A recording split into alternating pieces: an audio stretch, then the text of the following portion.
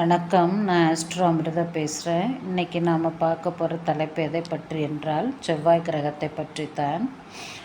ஒரு ஜாதகரின் ஜாதகத்தில் செவ்வாய் கிரகம் நன்றாக இருக்கிறது என்றால் அவருக்கு நல்ல குடும்ப உறவு இருக்கும், நல்ல உடல்நிலையும் இருக்கும், வீடு வாசல் நன்றாக அமையும். மேலும் நிலபுலன்கள் நல்ல விலைக்கு வாங்குவது விற்பது போன்ற நடவடிக்கைகள் அவர் வீட்டில் ஏற்பட்டு கொண்டே இருக்கும். அதேபோல் அவர் வாழ்க்கையில் நல்ல தைரியசாலியாகவே இருப்பார். இதற்கு காரணம் அவருடைய ஜாதகத்தில் செவ்வாய் கிரகம் நன்றாக இருப்பதே ஆகும். இதுபோலவே செவ்வாய் கிரகம் நன்றாக ஒவ்வொரு ஜாதகத்தில் இருக்க வேண்டும் என்றால் என்ன செய்ய வேண்டும்? அதற்கு முதலில் நான் கூறப்போக இந்த விஷயத்தை தெரிந்து கொள்ளுங்கள். பிறகு நீங்கள் என்ன செய்ய வேண்டும் என்று கூறுகிறேன். தீப தரிசனம் பாவ விமோசனம் என்று சொல்லுவார்கள். வீட்டிலும் கோவிலும் சாமிக்கு விளக்கேற்றுவது அவசியம். பளிச்சென ஏற்றியிருக்கும் விளக்கையும் அழகான பெண்ணையும் ஒப்பிடுவார்கள். ஒரு குடும்பத்துக்கு மருமகளாக வரும் பெண்ணை விளக்கேற்ற வந்தவள் என்று பெரியவர்கள் சொல்லுவார்கள். ஏனென்றால் பெண்களால் தான் வீடும் நாடும் விளங்கி கொண்டிருக்கிறது. காலையிலும் மாலையிலும் வீட்டில் விளக்கேற்றும் உரிமையும் கடமையும் பெண்களுக்கே உரியது.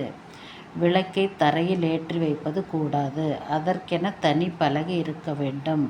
அந்த பலகை எவ்வளவு உயரமாக இருக்கிறதோ அந்த அளவுக்கு வாழ்வு உயரம் என்பது ஐதீகம். திருவண்ணாமலை, திருப்பரங்குன்றம் போன்ற உயரமான மலை மீது தீபம் ஏற்றுகிறார்கள். இந்த தீபத்தை தரிசிப்பவர்களும் வாழ்வில் உயர வேண்டும் என்ற நோக்கமே இது.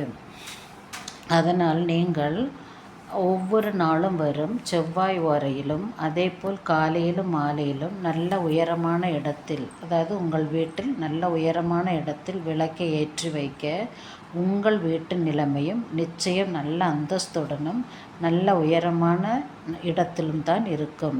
மேற்சொன்ன நன்மைகளும் உங்களுக்கு கிடைக்கும். மேற்சொன்ன நன்மைகள் என்றால் வீடு வாசல் அமைவது, அதேபோல் நல்ல உடல் ஆரோக்கியம் இருப்பது, அதே போல் தைரியமாக வாழ்க்கை வாழ்வது, இது போன்ற எல்லா நன்மைகளும் உங்களுக்கு கிடைக்கும். அது மட்டுமன்றி இந்த கார்த்திகை மாதத்தில் இப்படிப்பட்ட நல்ல செய்கையை நீங்கள் வீட்டில் மேற்கொள்ளும் பொழுது நிச்சயம் உங்களுடைய வாழ்க்கையிலும் நல்ல அந்தஸ்தும் உண்டாகும். அதேபோல் நல்ல பெயர் புகழ் தைரியமான வாழ்க்கையும் உங்களுக்கு அமையும்.